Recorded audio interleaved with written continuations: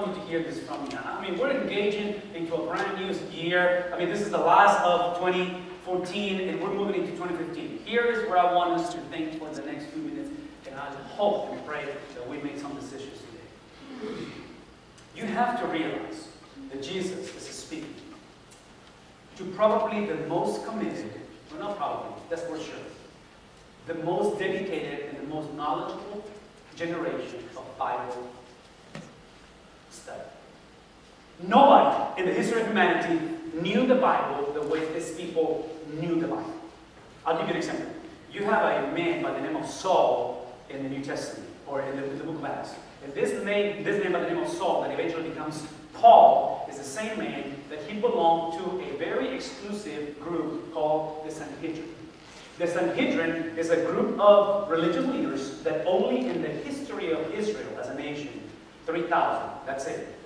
No, not everybody makes it. But one of the requirements for you to be a part of the Sanhedrin, you have to memorize verbatim. You have to recite verbatim the Pentateuch. Genesis, Exodus, Leviticus, Numbers, and Deuteronomy. Memory. So if you want to talk about some commitment to the Bible, this is it. Are you tracking this?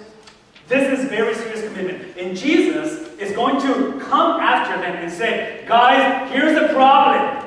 You keep on looking at the Bible or the law as the end. It only means to an end. So let's talk about this for the next few minutes. We are engaging our church in the next week, in the next Sunday, beginning next Sunday, a discipleship school. And the reason why we need to begin this is because I am very concerned that as a church, please listen, I've been here for 2 years now preaching the gospel. In 2 years, I'm still not 100% sure that when we walk through these doors, we are not, please listen, we are not coming to be, okay. I'm afraid that we come to services, we come to Sunday school to study the Bible. I'm afraid that you are here because you want to study the Word. I want you to listen to this. What Jesus is implying is that nobody studies the Word. The Word is supposed to study me. I want to say it one more time. This is not a book that simply you study. Now, I'm not saying you shouldn't study the book.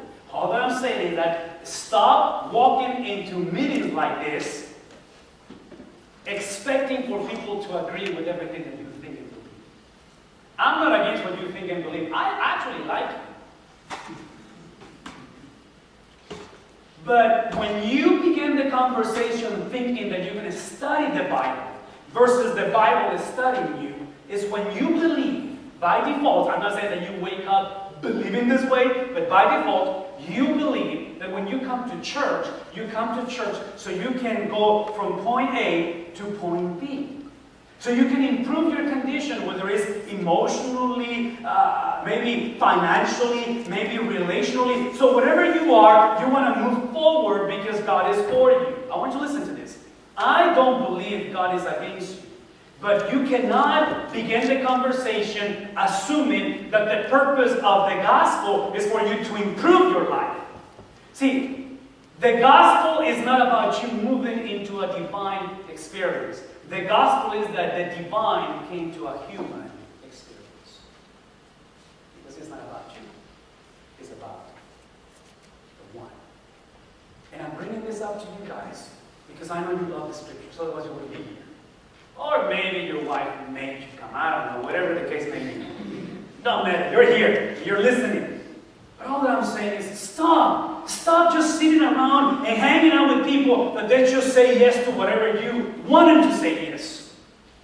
See, Jesus is coming to this men and women, and he basically is going to come to this conclusion. How is it that God speaks? If he has been the one conveying and you're not listening, John showed up and you're not listening.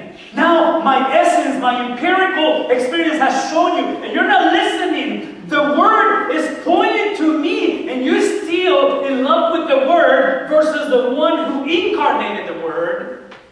Something is missing. There's a problem here. So the question is, how is it that God speaks? Well, I'm glad you asked. Here we go. 37. And the Father, Jesus says, the Father who sent me, He Himself is the one who testified. Listen to the verbs, how they are in past tense. Sent and testified, ed. concerning me.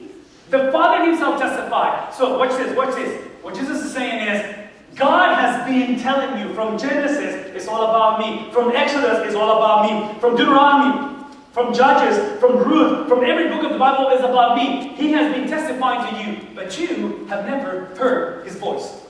You have never seen his form. And then he closes by saying, nor does his word. Watch this, please. Nor does his word dwell in you. Now, this is very offensive.